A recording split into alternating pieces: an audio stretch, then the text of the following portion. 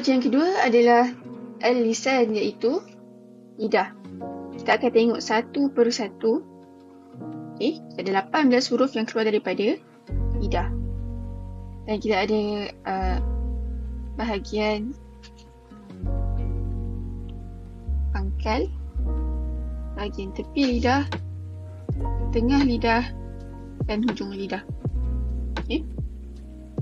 Baik. Untuk pangkal lidah kita ada dua huruf, iaitu huruf qaf dan huruf kaf. Untuk huruf qaf, tengok kat sini. Huruf qaf dia keluar dari pangkal lidah dan dekat dengan anak tekak. Jadi kita sebut dia qa, tebal. Qa, qi, qu. Seterusnya huruf kaf. Kalau kita tengok dalam gambar ni, di atas sikit, dia dekat dengan lelangit atas bahagian belakang. Ka, ki, ku. Seterusnya bahagian tepi lidah, iaitu huruf dad. Huruf dad. Cara sebutannya adalah dengan bahagian tepi lidah mestilah sentuh ataupun kena dengan gigi geraham belah atas. Ba, di, du. Ba, di, du. Dan bahagian tepi lidah pula kita ada 3 huruf. Huruf ya, huruf shin dan huruf jim. Untuk ketiga-tiga huruf ni, bahagian tengah lidah dia dekat dengan lelangit belah belakang. Ya, i, yu. Sha, shi, shu. Dan ja, ji, ju. Okey. Seterusnya kita ada bahagian hujung pula. Kita ada hujung, kita ada yang ni. Ada 3 ni. 3 hujung.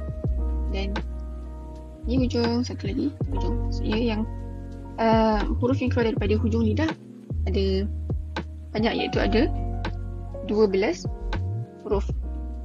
Okey, kita start dengan huruf sin, zai dan sad. Sin, zai dan sad.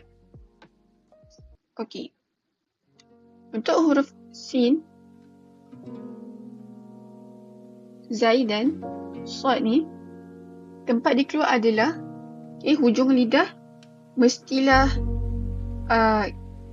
ditempatkan antara gigi atas dengan gigi bawah. Bila kita sebut tu sa, sa, si, su. Kita punya lidah, yang bahagian hujung lidah ni, dia antara gigi atas dengan gigi bawah. Sa, si, su. Za, zi, zu. Sa, si, su. Seterusnya, kat sini pula. Fa, huruf fa, dal dan za. Tempat keluar huruf fa, dal dan za ni adalah bahagian hujung lidah kita, dia bertemu ataupun dia kena dengan bahagian hujung gigi depan bahagian atas. Hujung gigi depan bahagian atas. Jadi kita sebut dia fa, fi, su. Za, zi, zu. Za, zi, zu. Okey. Kita kena bezakan fa dengan sin. Jangan sama. Sebab tu untuk huruf ini kan, fa, dal dan za ni kena keluar lidah. Kalau tak, dia akan jadi macam huruf sin kalau huruf fa kan.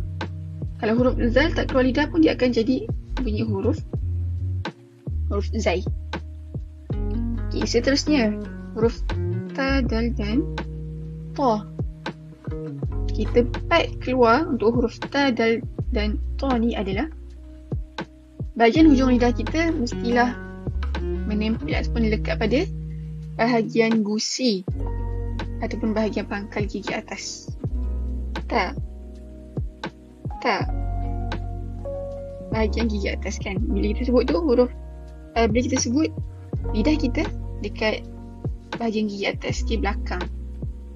Ta, ti, tu.